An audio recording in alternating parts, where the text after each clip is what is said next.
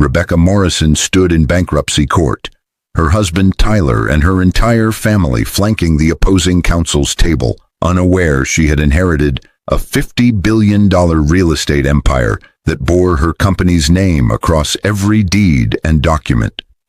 The judge's eyes widened as he scanned the bankruptcy petition against her, but his expression shifted to recognition when he read the company name listed among her assets, a name that dominated commercial real estate from Manhattan to Los Angeles. Tyler Morrison had orchestrated this courtroom ambush with surgical precision, convincing Rebecca's parents, her sister Jennifer, and her brother David that their daughter had squandered the family's modest savings on foolish business ventures. But none of them knew about the inheritance letter that had arrived 3 weeks earlier from a grandfather Rebecca had never met. The family forced Rebecca into this legal nightmare, determined to strip her of everything, but they had no idea that the wife they were destroying controlled an empire worth more than the GDP of small nations. What Rebecca did next would shock them into financial oblivion and leave them bankrupt in ways they never imagined possible. How could a woman they dismissed as a failure possess such staggering wealth? What secrets had Rebecca kept hidden from the family that claimed to know her best? Why had the judge's face drained of color the moment he recognized that company name? The fluorescent lights of courtroom 7B hummed with the kind of sterile indifference that made broken families feel even more shattered, but Rebecca Morrison had grown accustomed to cold rooms and colder hearts over the past 3 years of her marriage. She sat alone at the defendant's table, her charcoal blazer showing signs of wear at the elbows, but her posture remained straight, despite the weight of betrayal pressing down on her shoulders from every direction. Across the aisle, her husband Tyler adjusted his silk tie, a tie she had bought him for their 2nd anniversary, and whispered something to her mother that made Patricia Morrison nod with grim satisfaction. The irony wasn't lost on Rebecca that she had purchased that tie with money from her first property management job, back when she believed hard work and loyalty meant something.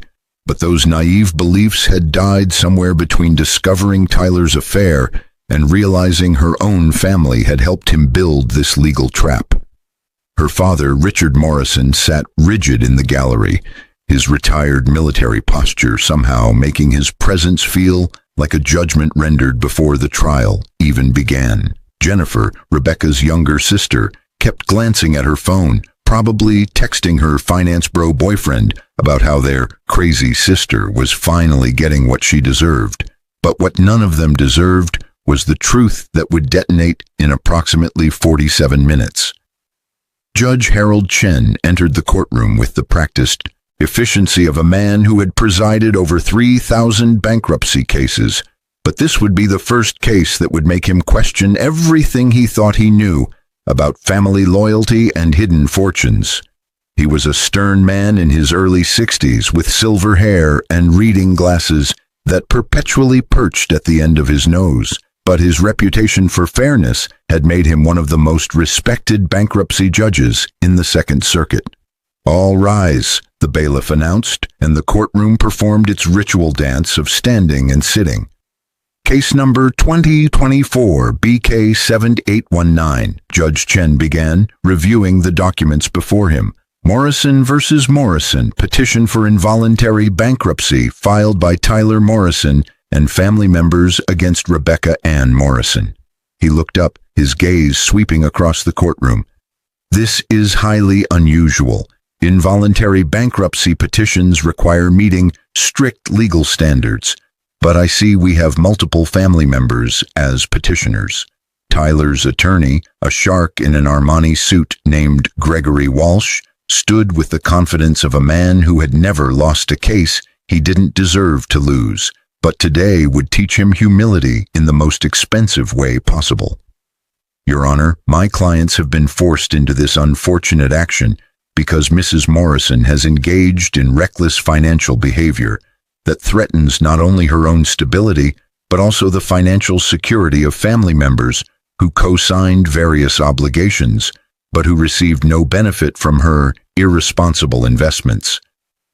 Rebecca's court-appointed attorney, a fresh-faced public defender named Michael Torres, who looked barely old enough to order a beer, stood to respond, but Rebecca placed a gentle hand on his arm.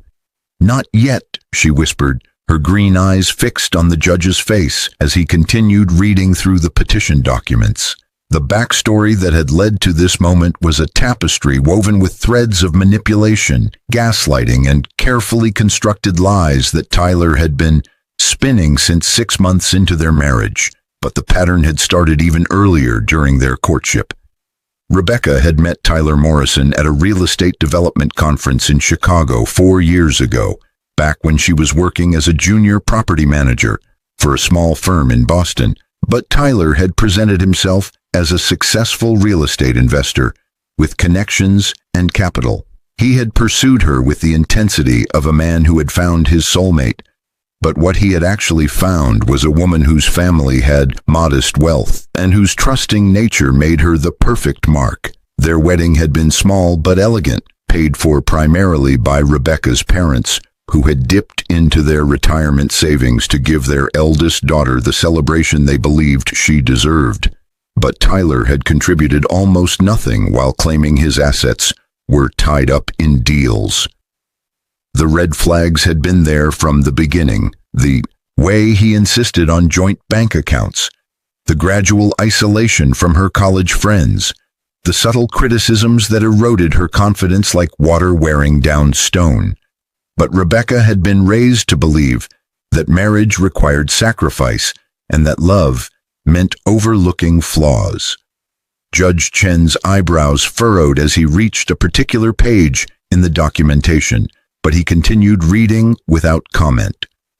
Rebecca knew exactly which page had caught his attention, the list of her supposed debts and assets that Tyler and his lawyer had compiled with meticulous fiction. According to their petition, Rebecca had accumulated over $2 million in debt through failed business ventures, unpaid loans, and reckless investments. But the truth was far more complex and infinitely more interesting. "Mrs. Morrison," Judge Chen said, looking directly at Rebecca for the first time, "these are serious allegations. The petition claims you've been operating multiple business ventures without proper disclosure to your spouse, that you've hidden assets, and that you've endangered the financial stability of your family members. How do you respond?" Michael Torres started to stand again, but Rebecca spoke before he could. "Your Honor, I'd like to address the court directly if I may." The judge studied her for a moment, and something in her calm demeanor seemed to intrigue him, but he nodded permission. "You may speak, Mrs. Morrison, though I'd advise you to keep your attorney in the loop." Rebecca stood, her movements deliberate and controlled, despite the chaos of emotions swirling beneath her surface. But years of dealing with difficult tenants and construction contractors had taught her how to maintain composure under pressure. "Your Honor, the allegations in this petition are based on incomplete information and deliberate misrepresentations. But more importantly, they're based on the assumption that my family and my husband actually know anything about my true financial situation." Tyler leaned forward in his seat, his handsome face contorting into what he probably thought was concerned confusion. But Rebecca recognized it as the expression he wore whenever his lies were about to be exposed. "Rebecca, what are you talking about? We've been married for 3 years. I know exactly what—" "Mr. Morrison," Judge Chen interrupted sharply, "you'll have your opportunity to speak through your counsel. Mrs. Morrison has the floor." Rebecca felt a small smile tug at the corner of her mouth, the first genuine smile she'd worn in weeks, but she suppressed it because what was about to unfold required her to maintain absolute credibility. 3 weeks ago, I received a letter from a law firm in Manhattan, but not just any law firm. It was from Whitmore, Sterling and Associates, one of the oldest estate planning firms in the country. She could feel the tension in the room shift as multiple people recognized the name, but her family remained oblivious to the significance. Gregory Walsh, however, had gone slightly pale, because any attorney who specialized in high net worth cases knew exactly what Whitmore, Sterling, and Associates represented. The letter informed me that my maternal grandfather, Theodore Ashford, had passed away at the age of 97, Rebecca continued, her voice steady. I'd never met Theodore Ashford because he and my mother had been estranged since before I was born, but apparently he'd been following my career in real estate management for the past decade. Patricia Morrison gasped from the gallery, her face draining of color, but Richard grabbed her arm to keep her seated. Jennifer had stopped looking at her phone, but her expression showed more confusion than comprehension. Tyler, however, had gone completely still, but the vein pulsing in his temple betrayed his rising panic. Your Honor, I'd like to submit evidence to the court, Rebecca said, reaching into the leather portfolio she'd brought with her. This is the letter from Whitmore, Sterling, and Associates, along with the preliminary inheritance documents, but I should warn you that the numbers involved are substantial. Judge Chen's interest was clearly piqued, but he maintained his judicial neutrality as Rebecca approached the bench. Michael Torres scrambled to join her, his eyes widening as he glimpsed the documents she was handing to the judge. The courtroom fell into a silence so profound that the ventilation system sounded like a windstorm, but everyone seemed to be holding their breath. The judge's face underwent a remarkable transformation as he read the documents, but he was professional enough to keep his voice level when he spoke. Mrs. Morrison, according to these documents, you've inherited, he paused, double-checking the numbers, controlling interest in Ashford Properties International, with assets valued at approximately $50 billion across commercial real estate holdings in 17 countries. The courtroom erupted into chaos, but Judge Chen's gavel cracked like thunder. Order! I will have order in this courtroom.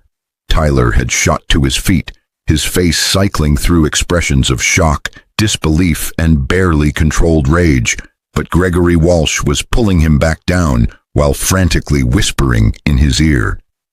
Patricia Morrison had begun crying, whether from shock or regret.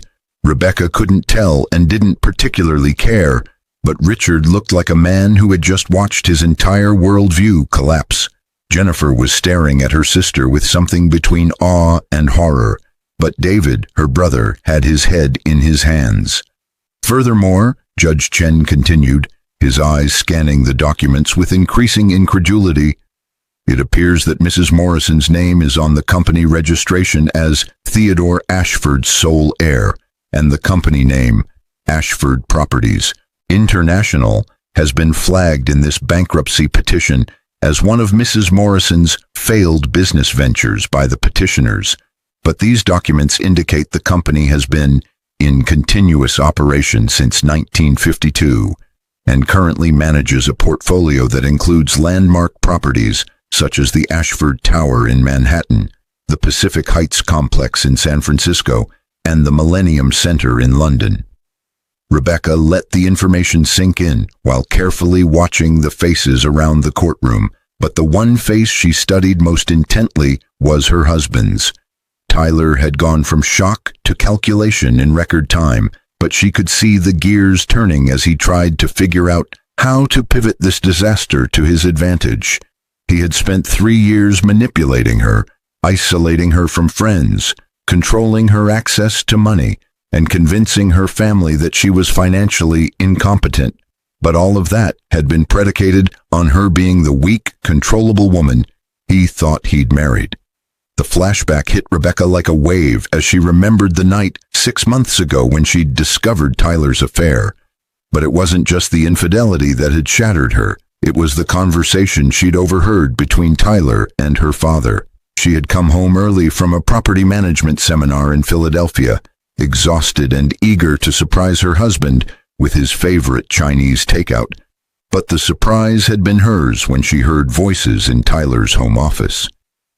"She's exactly where we need her," Tyler had been saying, his voice carrying the casual cruelty of a man discussing livestock rather than his wife. "Rebecca's so desperate to prove herself that she'll sign anything I put in front of her. But the beauty is that her family already thinks she's incompetent with money. Her father's response had been even more devastating. Just make sure everything is documented, Tyler. When we finally pull the trigger on this bankruptcy petition, I want every asset secured, but I especially want that trust fund her grandmother left her. Patricia and I have been patient long enough. Rebecca had stood frozen in the hallway, her heart shattering into pieces, but a cold fury had begun building in her chest. The trust fund from her grandmother, a modest $200,000 that she'd been saving for when she and Tyler were ready to start a family, was apparently just the opening move in a much larger game. But they had no idea that the real game was being played on a board they couldn't even see. She had quietly left the house that night, returning an hour later as if nothing had happened. But everything had changed. Rebecca had begun documenting everything, recording conversations, photographing documents Tyler thought were hidden, and most importantly, keeping the letter from Whitmore, Sterling and Associates completely secret when it arrived 3 weeks later. "Your Honor," Rebecca said, pulling herself back to the present moment, "I'd like to address the specific allegations in the bankruptcy petition, but I need the court to understand the context.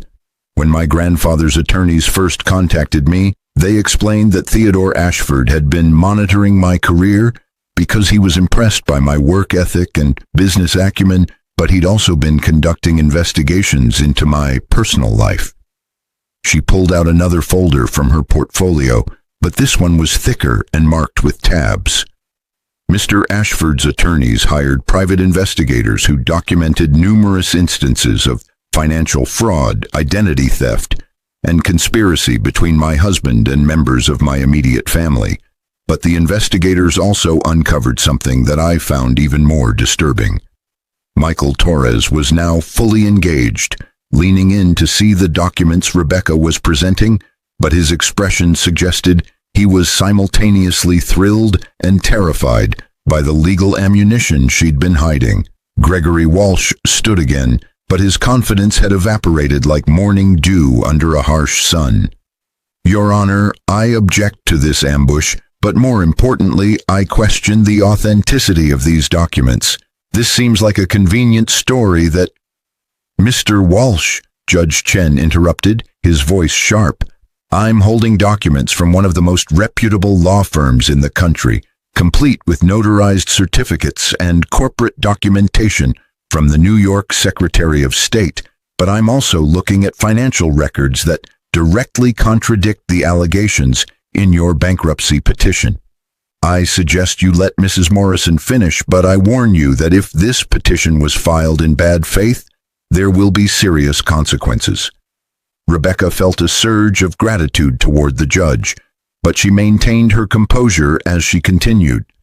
"The investigators discovered that Tyler Morrison, the man I married in good faith, has been systematically stealing from me since the 3rd month of our marriage.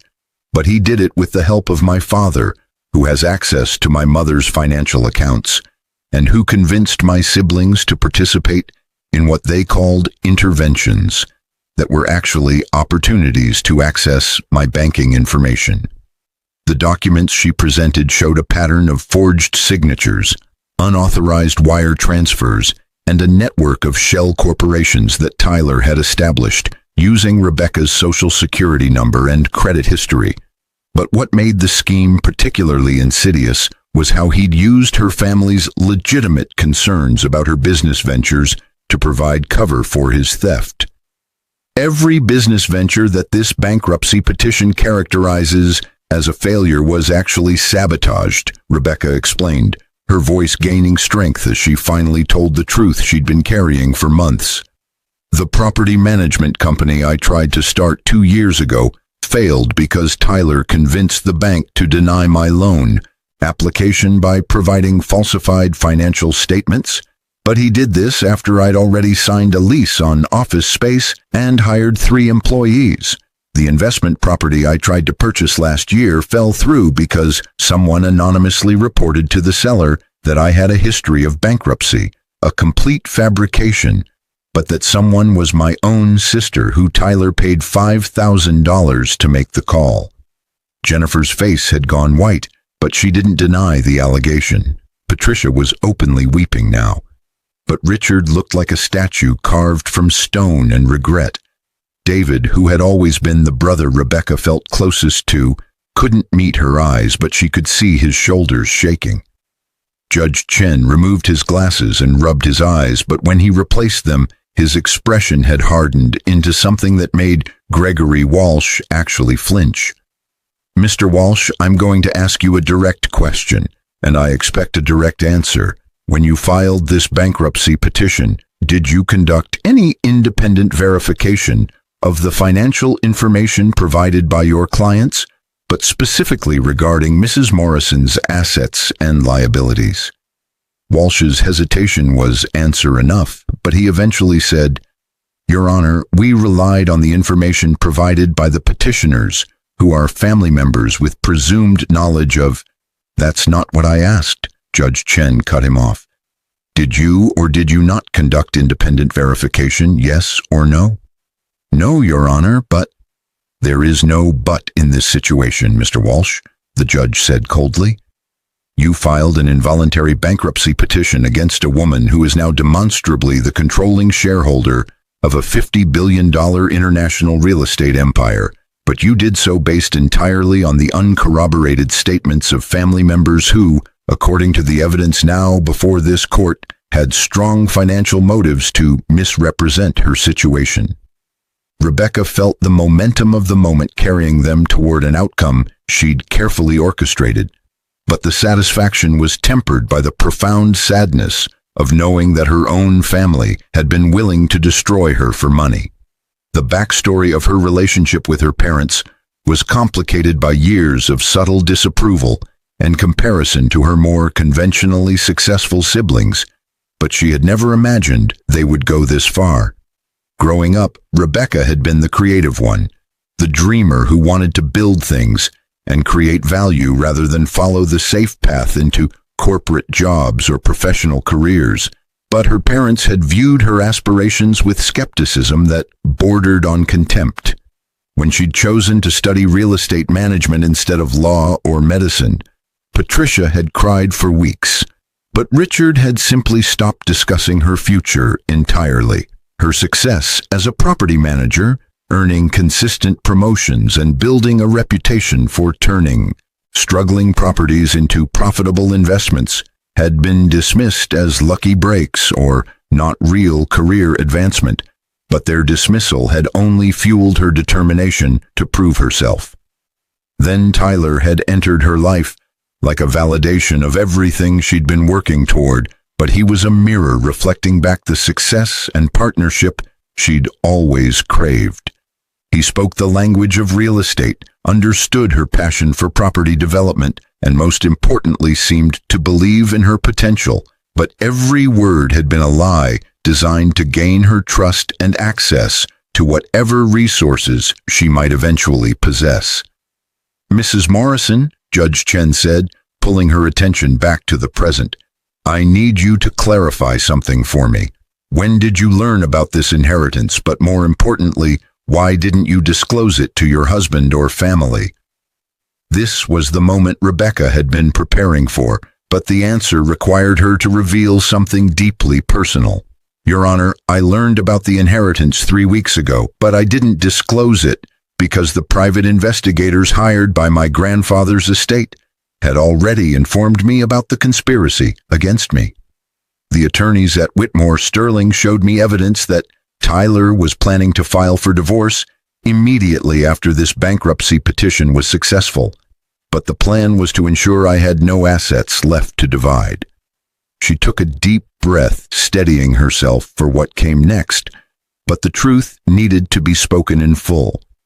The investigators also discovered that Tyler had been working with my father to have me declared mentally incompetent if the bankruptcy route didn't work, but they had already contacted psychiatrists and were preparing to use my stress and anxiety, which they had deliberately manufactured through gaslighting and financial abuse, as evidence that I was unfit to manage my own affairs.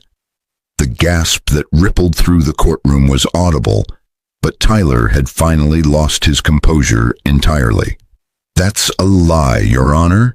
She's making this up, but she's always been paranoid and, Mr. Morrison, sit down and be quiet, or I will have you removed from this courtroom," Judge Chen commanded, his voice carrying absolute authority, but his eyes never left Rebecca's face.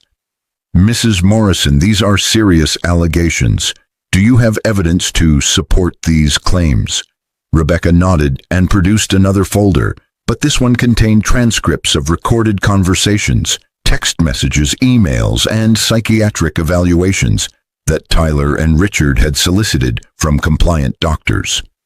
"Everything is documented, Your Honor, but I also have audio recordings of conversations where Tyler explicitly discusses his plans to leave me destitute. The attorneys for my grandfather's estate advised me to let the bankruptcy petition proceed so that we could expose the conspiracy in open court, but they also wanted to ensure that any claims my husband or family might make on the inheritance would be invalidated by their own actions.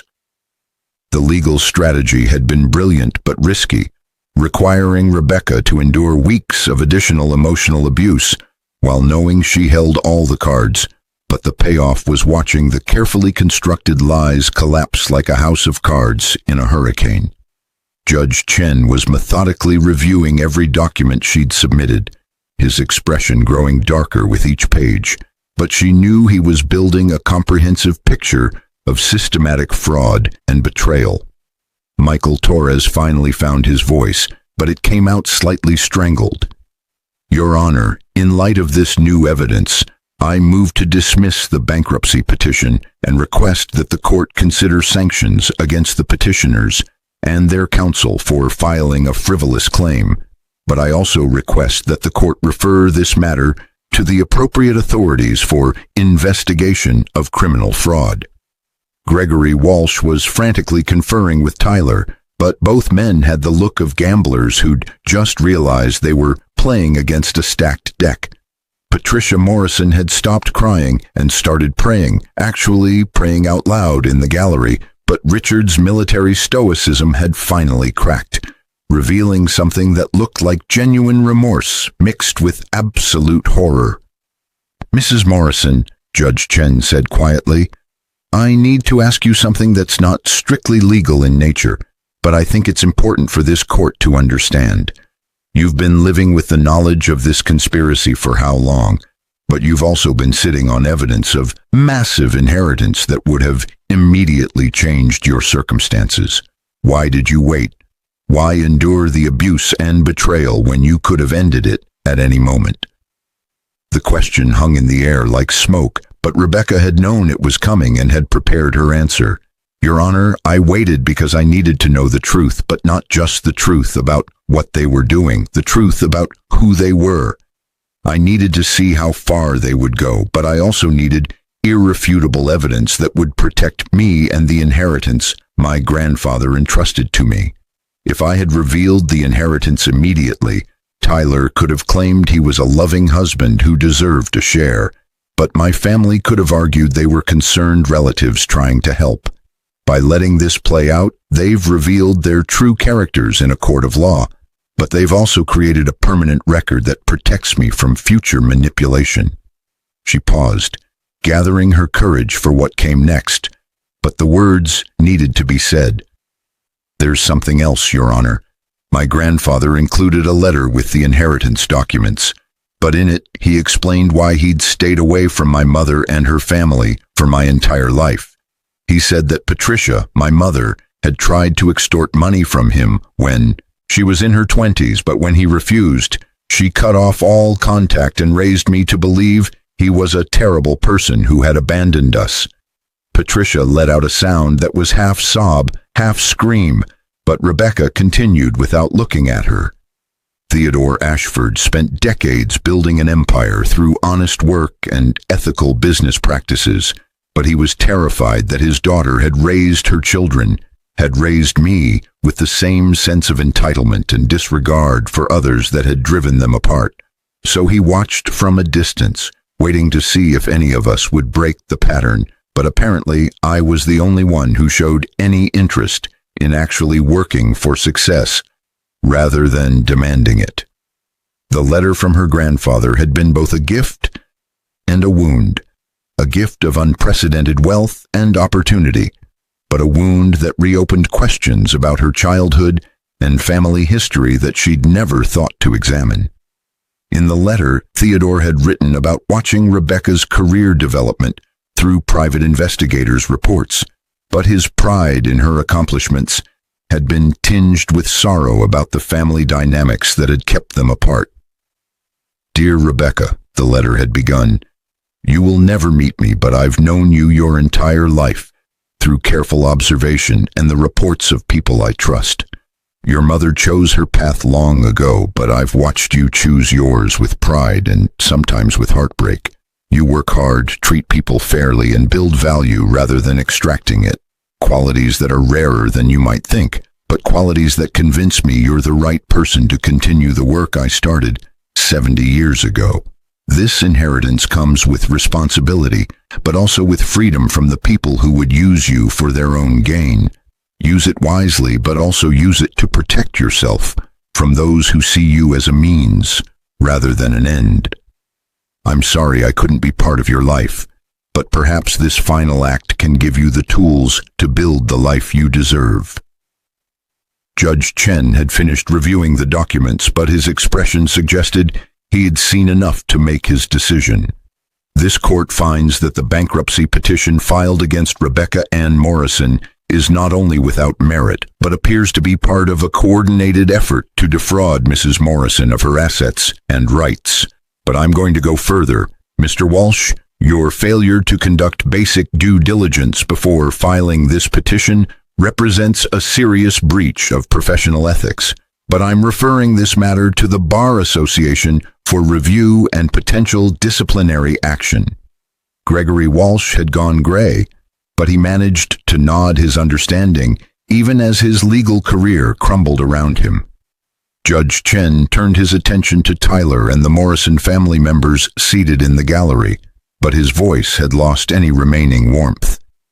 "Mr. Tyler Morrison, Richard Morrison, Patricia Morrison, Jennifer Morrison, and David Morrison, I am dismissing this bankruptcy petition with prejudice, which means it cannot be refiled. But I'm also ordering that you are barred from any future legal action against Rebecca Ann Morrison without explicit permission from this court. Furthermore, I'm directing the court clerk to forward copies of these proceedings and evidence to the United States Attorney's Office for investigation of potential criminal charges, including conspiracy to commit fraud, identity theft, and financial elder abuse."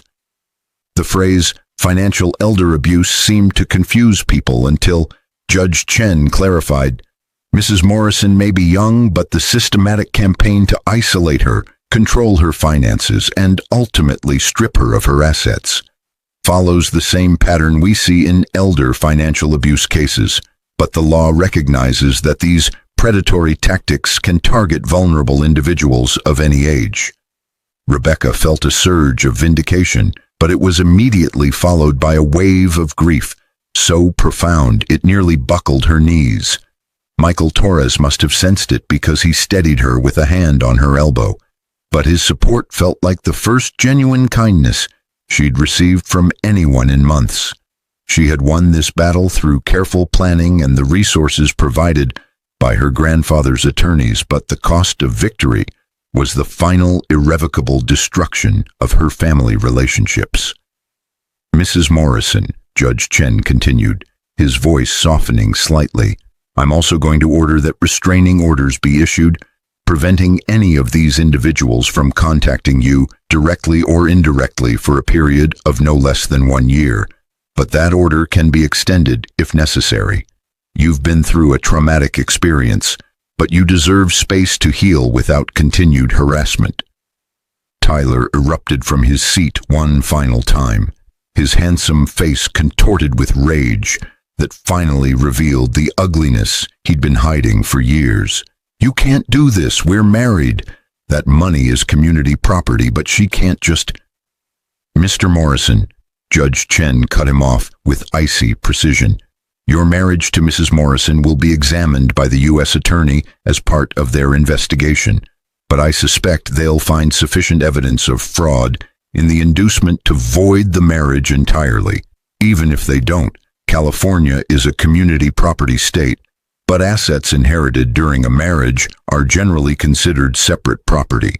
However, none of that matters because you've demonstrated through your own actions that you entered this marriage under false pretenses with the intent to defraud, but that makes any claim you might have on your wife's assets completely invalid. The judge paused, letting his words sink in, but then he delivered the final blow. I'm also ordering you to provide a complete accounting of all financial transactions involving Mrs. Morrison's identity or credit since the date of your marriage, but failure to comply will result in contempt charges. Sheriff, please escort Mr. Morrison from the courtroom.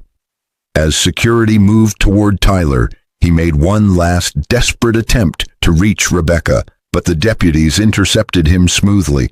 Rebecca, please, you can't believe I would. We love each other. Baby, this is all a misunderstanding, but we can work through this.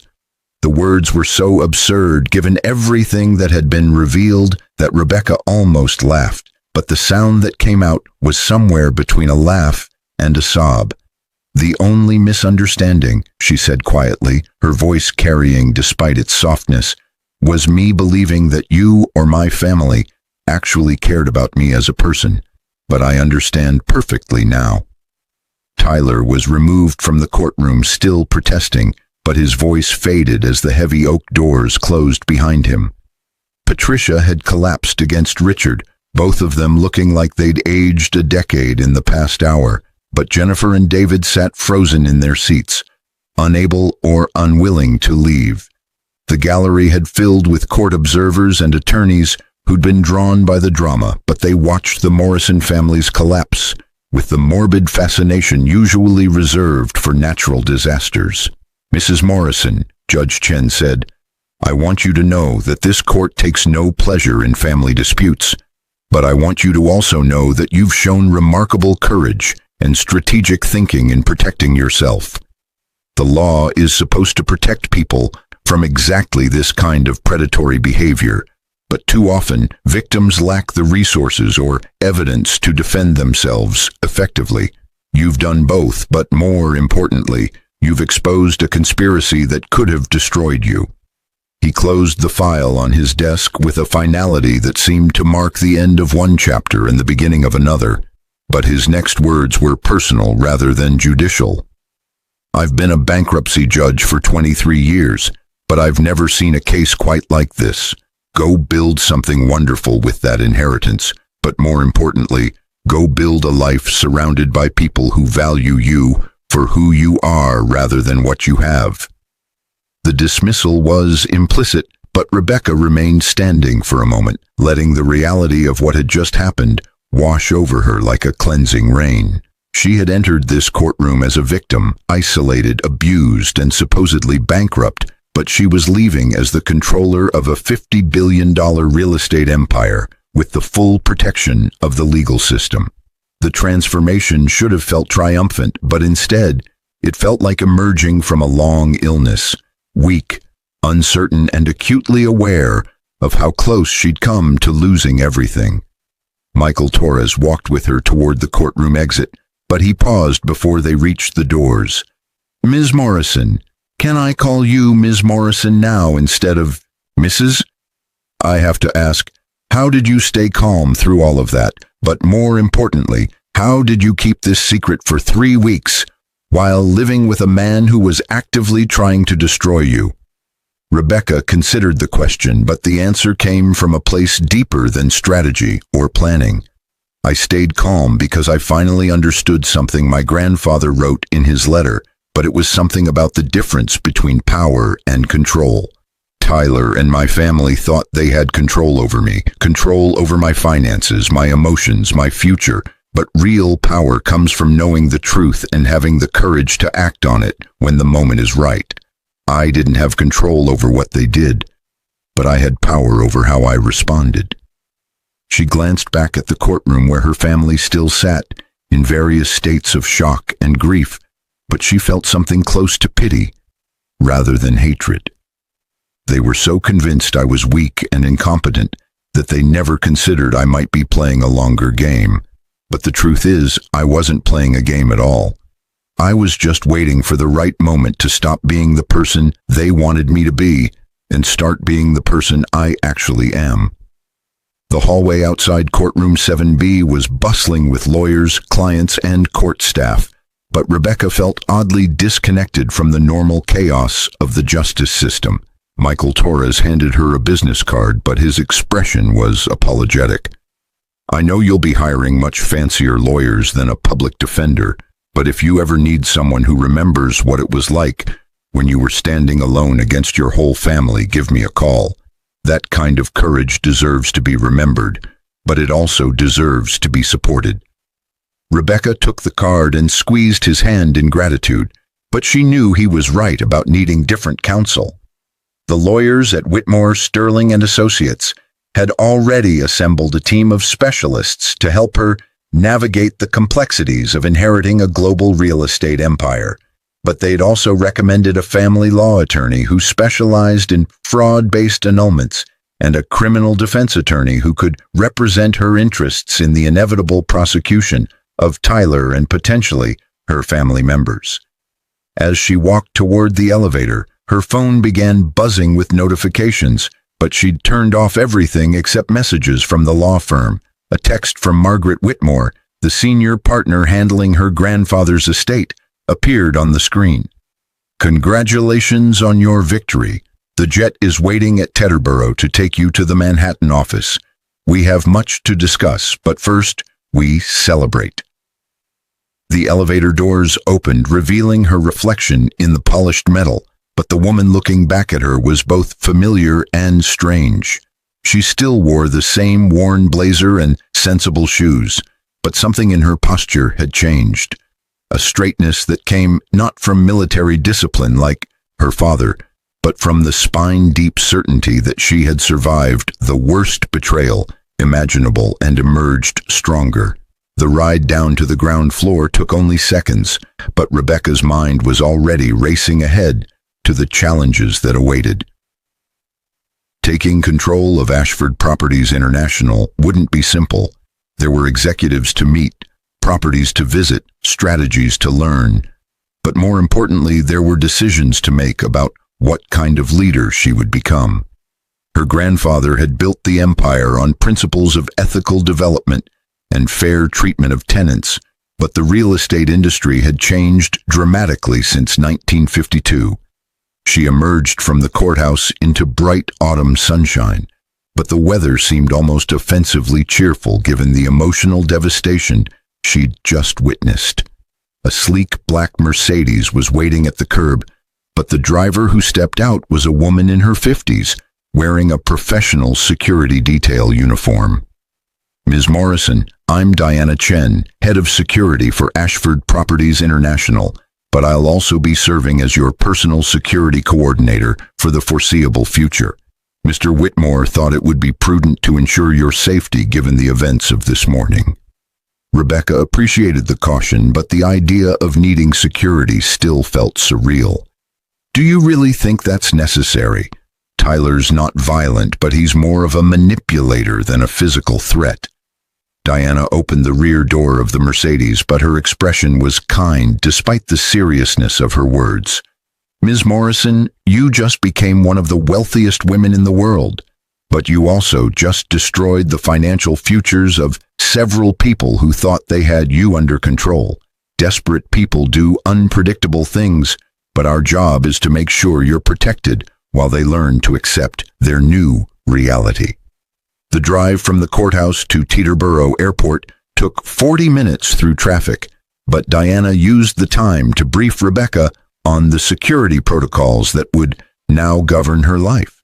There would be background checks on anyone who wanted access to her, but there would also be secure communication systems, residential security, and eventually a full security team once she decided where she wanted to live permanently. The penthouse at Ashford Tower in Manhattan has been maintained for your use, but it's been unoccupied since your grandfather passed away," Diana explained. "It's fully secured and completely private, but if you prefer, we can arrange accommodation anywhere in the world. You own properties on 6 continents, but the choice is entirely yours." Rebecca watched the New York suburbs roll past her window, but her thoughts were already drifting to the future she'd suddenly inherited. The backstory of Ashford Properties International was legendary in real estate circles.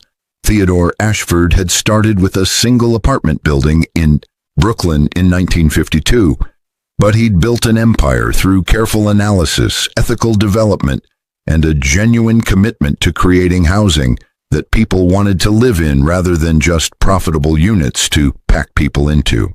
The jet that waited at Teterboro was a Gulfstream G650, but it bore the Ashford Properties logo on its tail, a stylized letter A that incorporated architectural elements of famous buildings in the company's portfolio. Margaret Whitmore was waiting at the stairs, but her smile held genuine warmth rather than the calculating friendliness Rebecca had learned to distrust. "Welcome to the beginning of your new life," Margaret said, embracing Rebecca like a favorite aunt rather than a high-powered attorney. "I know today has been overwhelming, but I promise you have a team of people who are committed to helping you succeed, and more importantly, helping you heal from what you've been through." The interior of the jet was appointed with understated luxury, leather seats, burled wood tables, and artwork that Rebecca recognized as original pieces by emerging artists, but nothing felt ostentatious or excessive. Margaret poured 2 glasses of champagne as the jet taxied toward the runway, but she held hers up in a toast. To Theodore Ashford, who saw potential where others saw vulnerability, but who also gave you the tools to protect yourself and build something magnificent. May his legacy continue through you, but may you also make it entirely your own. They clinked glasses, but Rebecca's mind was still processing the surreal nature of the past few hours. "Margaret, can I ask you something that's probably inappropriate, but I need to understand. My grandfather was worth $50 billion, but why did he live so modestly? The investigators' reports mentioned he lived in a small apartment in the village, but he could have lived anywhere." Margaret's smile turned nostalgic, but her answer revealed depths to Theodore Ashford that the numbers could never capture. "Your grandfather believed that wealth was a tool for building rather than displaying, but he also never forgot what it was like to be a working-class kid from Brooklyn who had to fight for every opportunity.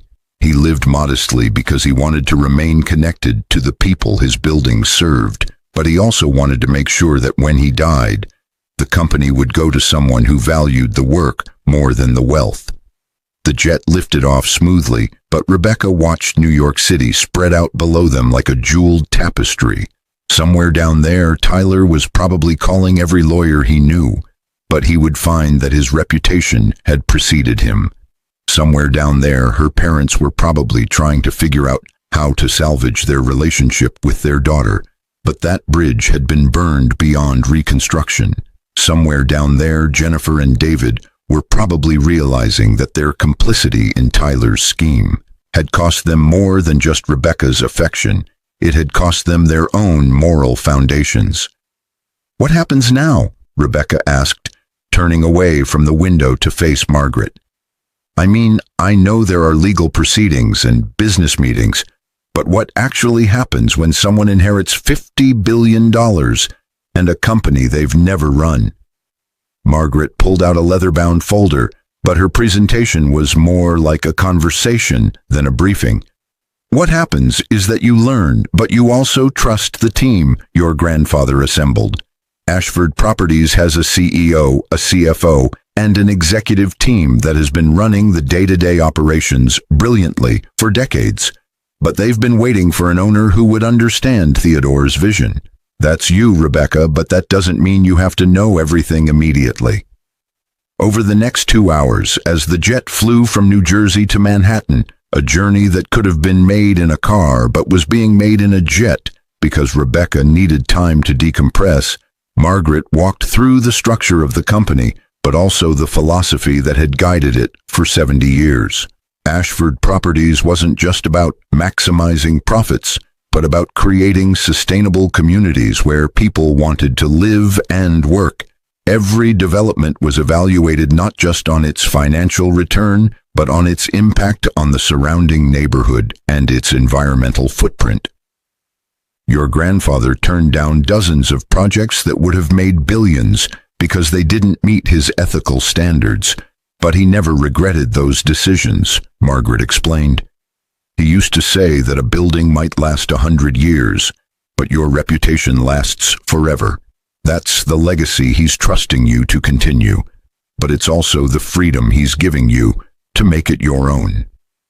The jet landed at a private terminal near Manhattan, but the transition from aircraft to penthouse suite was seamless thanks to Diana's security coordination. The Ashford Tower in Manhattan was a 50-story monument to architectural ambition, but it had been designed with the same attention to community and sustainability that defined all of Theodore's projects. The penthouse occupied the top 3 floors, but the moment Rebecca stepped off the private elevator, she understood why her grandfather had kept it maintained, but unoccupied. The space was a shrine to possibility. Floor-to-ceiling windows overlooked Central Park, but the interior was minimally furnished, as if waiting for someone to come along and make it their own. There were a few pieces of furniture, a couch, a dining table, a bed in the master suite, but the walls were bare, the shelves were empty, and the overall feeling was of potential rather than completion. "He designed this space for you," Margaret said softly, standing beside Rebecca at the windows. "Theodore had the architects modify the plans 15 years ago, when he first became aware of your career in property management. But he wanted whoever inherited his company to have a blank canvas to create their own vision. He left you everything, Rebecca, but he also left you space to become whoever you need to be." The reality of the inheritance was finally beginning to sink in, but it felt less like receiving a gift and more like accepting a calling. Rebecca walked through the empty rooms, her footsteps echoing on the hardwood floors, but in her mind, she was already seeing how she could transform the space into not just a home, but a headquarters for the next phase of Ashford Properties' evolution. "I want to do a tour," Rebecca said suddenly, turning back to Margaret with a determination that surprised even herself. "Not just of the properties in New York, but of all of them. I want to meet the managers, talk to the tenants, understand what we're doing right and what we could do better. But I want to see it all with my own eyes rather than through reports and balance sheets." Margaret smiled, but her expression was knowing rather than surprised. "Theodore said you would say something like that, but he actually left instructions for exactly this scenario. There's a 6-month itinerary already planned that would take you to every major property in the portfolio, but we can modify it however you like. The company jet is at your disposal, but so is every resource you might need." The next few weeks passed in a blur of meetings, property tours, and intensive education about the real estate empire she'd inherited. But Rebecca approached each challenge with the same methodical determination that had made her a successful property manager. She met with the executive team and was impressed by their competence and dedication, but she also made it clear that she expected transparency and collaboration rather than deference. The legal situation with Tyler and her family continued to unfold in the background, but the U.S. Attorney's Office had indeed opened an investigation into the conspiracy. Tyler's assets, which turned out to be almost entirely fictional or acquired through fraud, were frozen pending the outcome of the criminal case, but he was facing charges that could result in decades in prison. Richard and Patricia Morrison were being investigated for their role in the conspiracy, but the prosecution had offered them a deal if they testified against Tyler. Jennifer and David had avoided criminal charges by cooperating with investigators, but their civil liability remained unresolved. Rebecca refused to take any pleasure in their downfall, but but she also refused to intervene on their behalf. They had made their choices, but now they would face the consequences. The restraining order remained in place, but Rebecca had started receiving letters, delivered through her attorneys, from various family members asking for forgiveness, financial assistance, or both. She read each letter once, but then filed them away unanswered. Perhaps someday she would be ready to consider reconciliation, but that day was not today or tomorrow or any time in the foreseeable future. 6 months after the bankruptcy hearing that had changed everything, Rebecca stood on the observation deck of the Ashford Tower in London, watching the sun set over the Thames, but her mind was already planning the next phase of expansion. She had spent half a year learning every aspect of the business, but she'd also begun implementing changes that reflected her own vision, a stronger focus on sustainable development, partnerships with non-profit organizations to create affordable housing units within luxury developments, and a commitment to paying construction workers and building staff above market wages. The phone in her pocket buzzed with a message from Margaret. "The board meeting is in 10 minutes, but I have a feeling they're going to love your presentation on the Affordable Housing Initiative. Theodore would be proud, but more importantly, I think you're proud of yourself." Rebecca smiled at the message, but the truth was more complex than pride. She felt capable, purposeful, and increasingly confident in her role, but she also felt the weight of responsibility that came with controlling resources that could impact millions of lives. The $50 billion wasn't just numbers in an account. It represented buildings where families lived, businesses where people worked, and communities that depended on responsible stewardship rather than exploitative practices. As she made her way to the conference room where the board of directors was waiting, Rebecca reflected on the journey that had brought her from that bankruptcy courtroom to the pinnacle of commercial real estate. But she also thought about the person she'd been before, the woman who had believed that love and loyalty were sufficient to overcome any obstacle. That woman had been naive, but she'd also been hopeful in a way that was hard to maintain after such comprehensive betrayal. The Rebecca who entered the board meeting was different, harder in some ways, but also more authentic. She no longer felt the need to apologize for her ambitions or downplay her accomplishments, but she also no longer confused kindness with weakness or caution with cowardice. The board members stood as she entered, but their respect was based on her performance over the past 6 months, rather than just her ownership stake. "Ladies and gentlemen," Rebecca began, pulling up her presentation on the screens around the conference table, "I want to talk to you about an initiative that I believe will define Ashford Properties for the next generation, but I also want to talk about what it means to build a legacy that goes beyond profit margins and portfolio values." As she spoke, outlining her vision for integrating affordable housing into their luxury developments and creating partnerships with community organizations, Rebecca could feel the energy in the room shift from polite attention to genuine engagement, but she could also feel something shift within herself. This was her company now, not because she'd inherited it, but because she was shaping it through her vision and values. Theodore Ashford had given her the foundation, but she was building the future. The presentation concluded to enthusiastic approval, but the discussion that followed was substantive rather than perfunctory.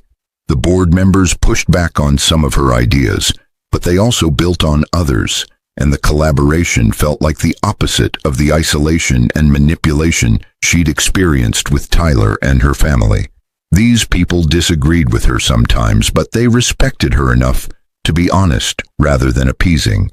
As the meeting concluded and the board members filed out, Rebecca remained behind, standing at the window and looking out over London, but her mind was already racing ahead to the next challenge.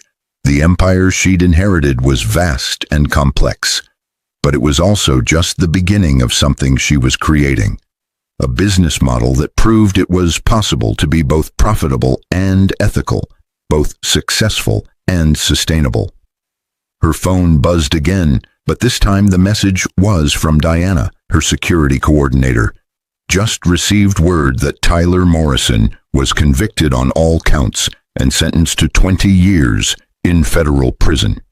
Your father and mother accepted plea deals and received suspended sentences in exchange for full restitution of stolen funds and cooperation with ongoing investigations. Thought you'd want to know, but you don't have to respond or feel anything in particular.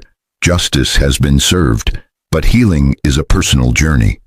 Rebecca read the message twice, but her emotional response was surprisingly muted.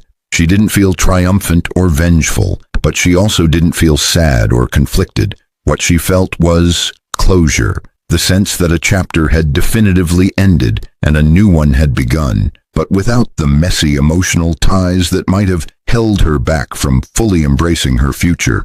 She typed a brief response. "Thank you for letting me know.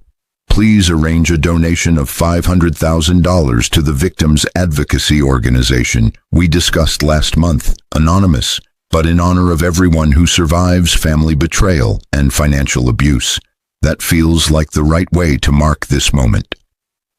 As the sun fully set over London, Rebecca gathered her belongings and prepared to return to the penthouse she'd finally begun to decorate with art and furniture that reflected her own taste rather than anyone else's expectations. But she paused at the door for one final look at the city spread out below.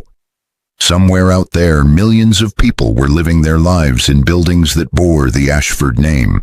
But they had no idea that the young woman who now controlled their landlord's company had survived her own nightmare to emerge as their unlikely advocate. The elevator descended smoothly, but Rebecca's thoughts were already on tomorrow's schedule. Meetings with architects about a new development in Singapore, calls with the sustainability team about carbon-neutral construction methods, and a video conference with the Affordable Housing Task Force about expanding their pilot program. The work was endless, but it was also deeply satisfying in ways that her previous career had never been. And the difference was simple. She was building something that mattered on a foundation of her own integrity, rather than someone else's manipulation. As the car pulled away from Ashford Tower, heading toward the penthouse apartment she'd finally begun to call home, Rebecca allowed herself a moment of reflection on the improbable journey from bankruptcy court to boardroom. But what struck her most wasn't the magnitude of the transformation. It was the realization that she'd always had the strength and capability that her grandfather had recognized. Tyler and her family hadn't stolen those qualities from her. They'd only temporarily obscured them, but the real power had always been hers to claim. The story of Rebecca Morrison, the woman who had been unaware she'd inherited a $50 billion real estate empire when her husband and family forced her into bankruptcy court, only to watch the judge recognize her company's name and witness what she did next, shock them and leave them bankrupt, wasn't just a story about wealth and betrayal. It was a story about the difference between being controlled by circumstances and taking control of your own narrative. But it was also a story about the kind of strength that comes from surviving the worst and choosing to build something better, rather than seeking revenge. In the end, what Rebecca did hadn't just shocked her betrayers, it had shocked herself, revealing capabilities and reserves of courage she hadn't known she possessed. But more importantly, it had given her the opportunity to answer the question that had driven her grandfather's entire philosophy. What would you build if you had unlimited resources, but also absolute responsibility for the impact of your choices? She was still discovering the answer, but the journey itself had become the destination. And that was enough. 3 years later, the morning sun filtered through the floor-to-ceiling windows of Rebecca's office on the 48th floor of Ashford Tower, casting geometric patterns across the architectural models that dominated the conference table. But the woman studying those models bore only a passing resemblance to the person who had stood in bankruptcy court 3 years ago. Rebecca Morrison. She had legally dropped Tyler's surname 18 months ago, moved with the confident efficiency of someone who had learned to trust her own judgment, but her eyes still carried the wariness of someone who understood how quickly circumstances could change. The community feedback on the Portland development has been overwhelmingly positive, said James Chen, the Vice President of Sustainable Development, who had become one of Rebecca's most trusted advisors, but his enthusiasm was tempered by the pragmatism she valued. 90 units of affordable housing, integrated with 200 luxury condos, but the mixed income model is working exactly as you predicted. Property values are stable, the neighborhood association is supportive, and we're already fielding requests from other cities to replicate the model. Rebecca nodded, tracing her finger along the model's roofline, where solar panels would reduce the building's carbon footprint by 60%. But her mind was already considering the implications for their next 10 projects.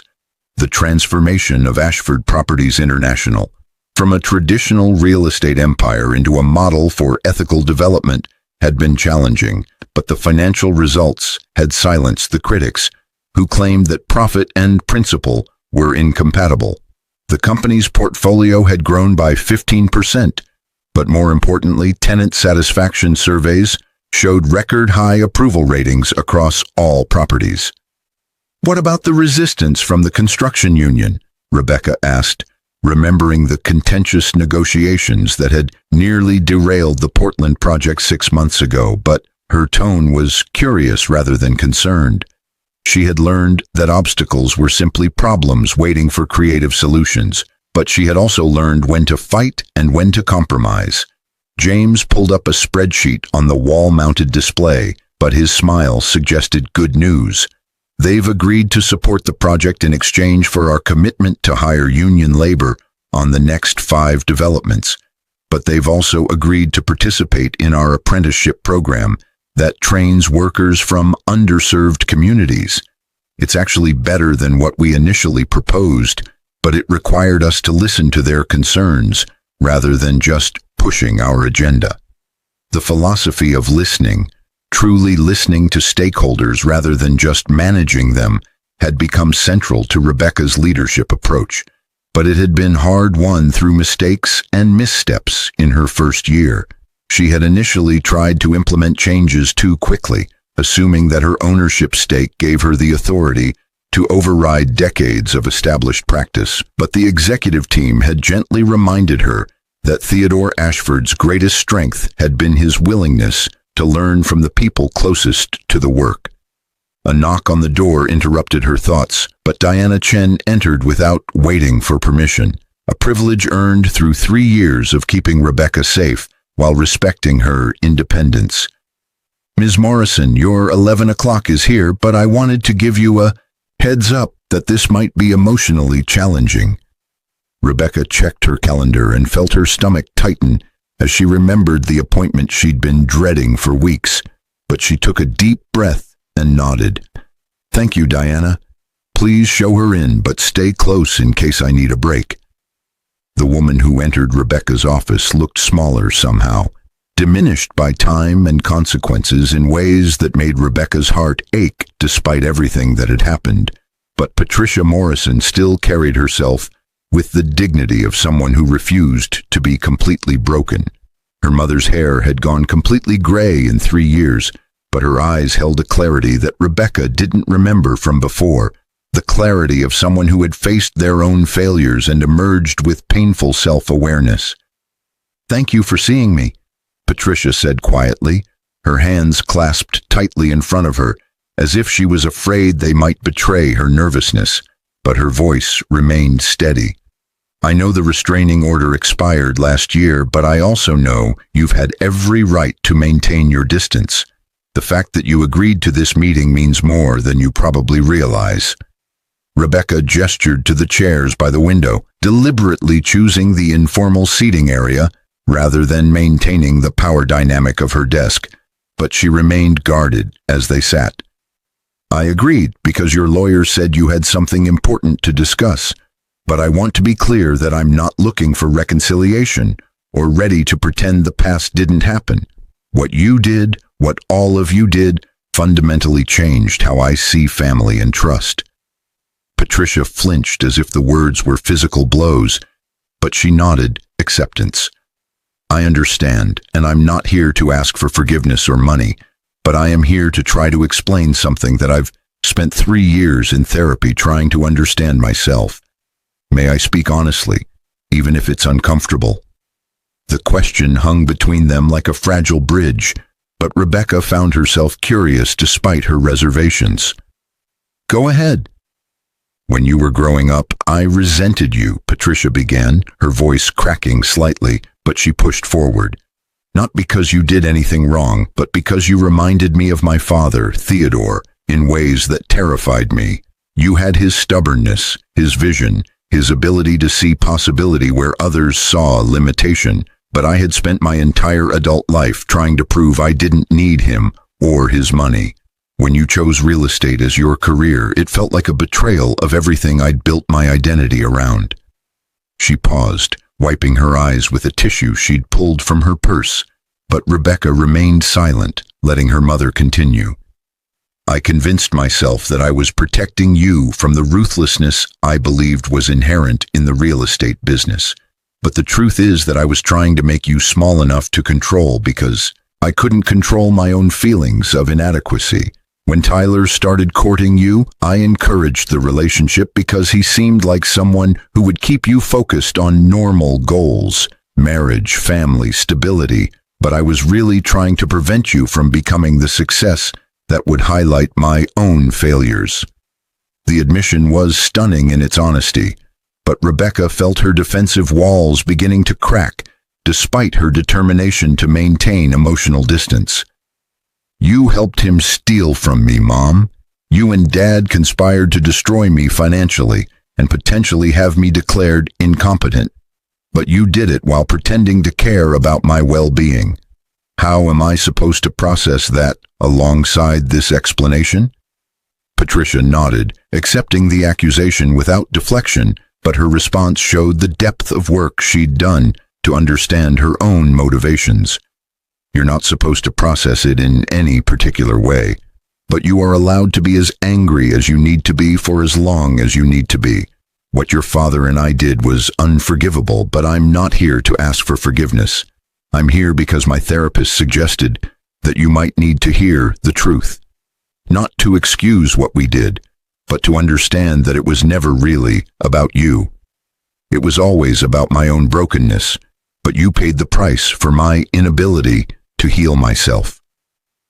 The conversation continued for another hour, with Patricia sharing details about her estrangement from Theodore that Rebecca had never heard, but also taking full responsibility for the choices that had led to the bankruptcy conspiracy.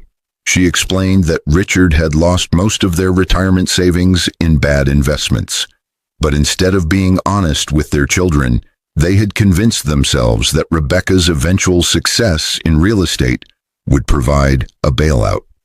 When Tyler had approached them with his scheme to access Rebecca's modest trust fund, Patricia had rationalized it as reclaiming money that Theodore owed her for abandoning his family. But the rationalization had metastasized into something far more destructive. "Your father served his community service and completed his probation," Patricia said as their meeting drew to a close, but her tone suggested the legal consequences had been the least of their punishment. "We divorced 2 years ago because we realized our relationship had been built on shared resentment rather than love. But we're both working on becoming better people independently. Richard has been volunteering with a financial literacy nonprofit, teaching people how to avoid the mistakes he made. But I've been working with a domestic violence organization, helping women recognize the signs of financial abuse." The irony of her mother working with abuse victims after enabling Rebecca's abuse wasn't lost on either of them, but Patricia addressed it directly.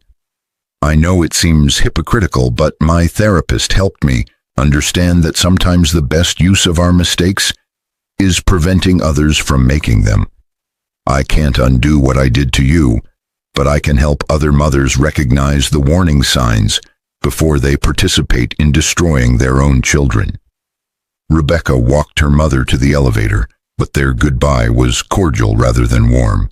A handshake instead of an embrace, but without hostility. "I appreciate your honesty, Mom, but I need you to understand that this doesn't change anything between us.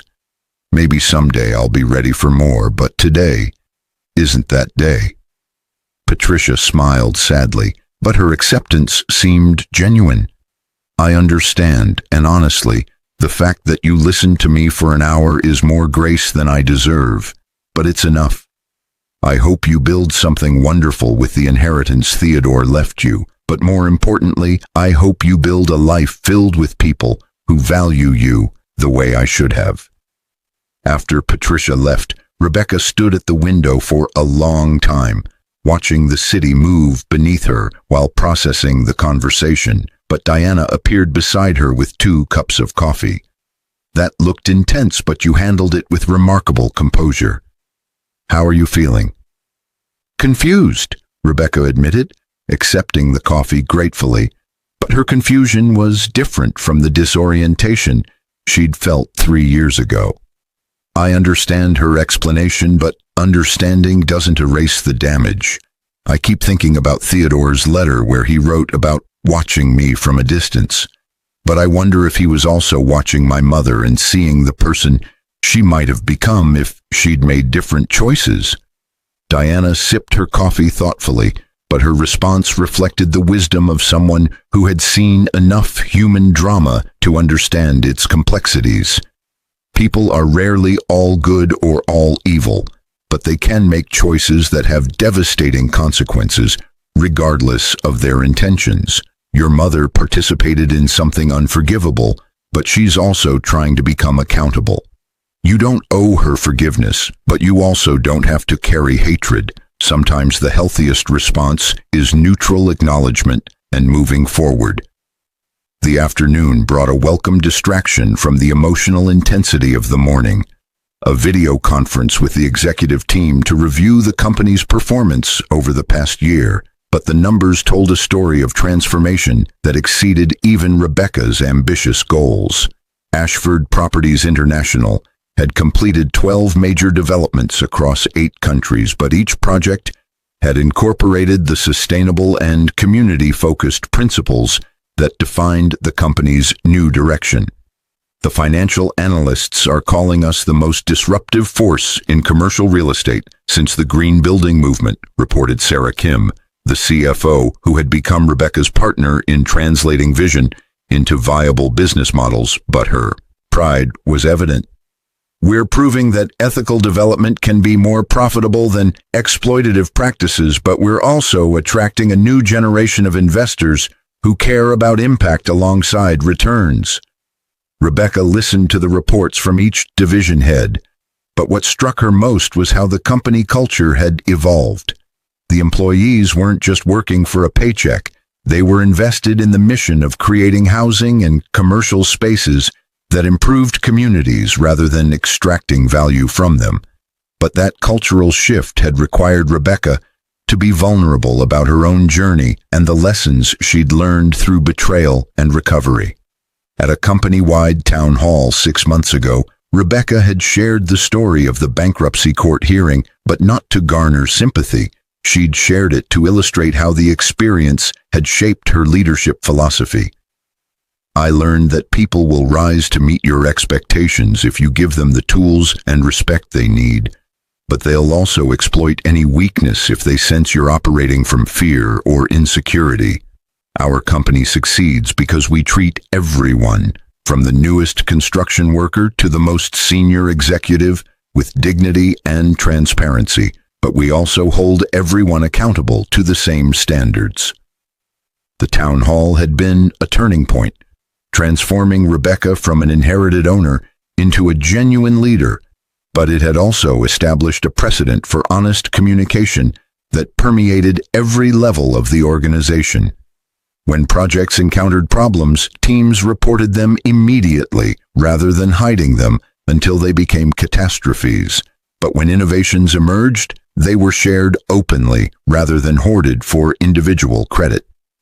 As the executive meeting concluded, Rebecca found herself thinking about Jennifer and David, her siblings who had cooperated with the prosecution, but who had largely disappeared from her awareness over the past 3 years.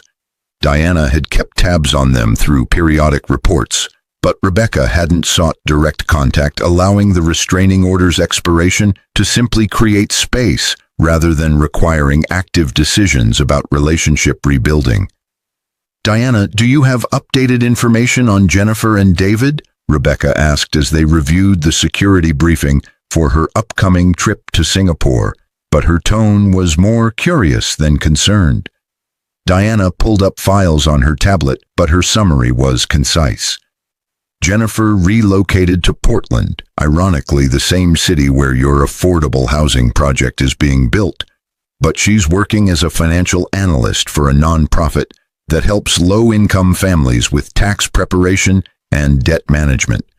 She's been in therapy consistently and has rebuilt her life around service rather than status, but she hasn't attempted to contact you beyond a letter she sent last Christmas that your attorney forwarded. Rebecca remembered the letter, a heartfelt apology that acknowledged the full scope of Jennifer's participation in Tyler's scheme, but also expressed pride in what Rebecca had accomplished with Ashford Properties. She had filed it away without responding, but she also hadn't thrown it away, leaving open the possibility of future communication without committing to it. David completed his MBA and is working for a small real estate development firm in Austin, Diana continued, but her expression suggested the next part was significant. His company specializes in affordable housing projects, and according to my sources, he's been quietly implementing principles that mirror your approach: sustainable development, community integration, mixed income models, but he's never publicly mentioned his connection to you or Ashford Properties. The information sat uncomfortably in Rebecca's chest, a mix of pride that her brother had chosen a redemptive path and sadness that their relationship might never recover enough to acknowledge it directly. But she filed the feelings away for future processing. "Keep monitoring, but don't interfere. If either of them wants to reach out, they know how to contact my attorneys, but I'm not ready to initiate contact myself."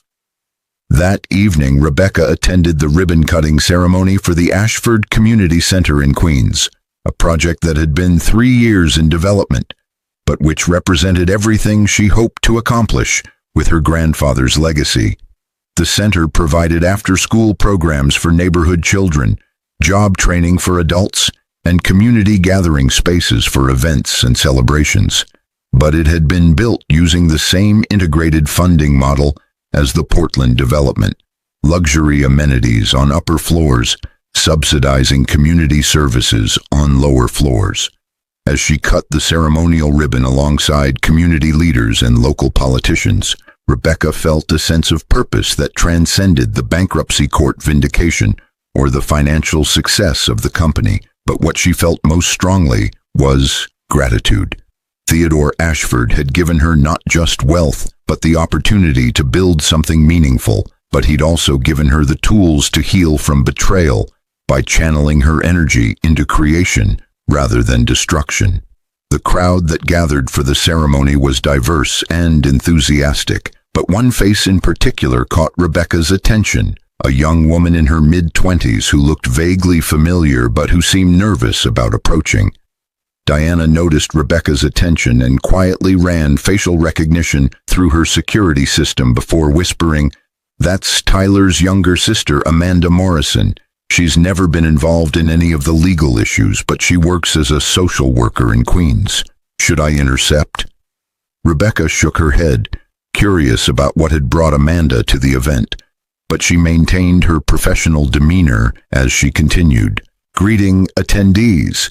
Eventually, Amanda worked up the courage to approach, but her hands were trembling slightly as she extended one for a handshake. "Ms. Morrison, Rebecca, I know you probably don't want to hear from anyone with the last name Morrison, but I wanted to thank you for what you're building here," Amanda said in a rush, her words tumbling over each other, but her sincerity was unmistakable. I work with families in this neighborhood, but I see every day how lack of resources and opportunity creates cycles of poverty and dysfunction. This center is going to change lives, but I also wanted you to know that I had no idea what Tyler was doing to you until it came out in court. I've spent 3 years being ashamed to share his last name. Rebecca studied the young woman, seeing in her face echoes of Tyler's features, but without the calculating cruelty that had characterized his expressions. You're not responsible for your brother's choices, Amanda, but I appreciate you coming to tell me that. Are you involved with the center's programs? Amanda nodded eagerly, her nervousness gradually easing, but her passion for her work was evident. I'm coordinating the family support services, helping parents access resources like food assistance, housing support, and job training, but I'm also working with the after-school program to identify kids who might need additional mental health support.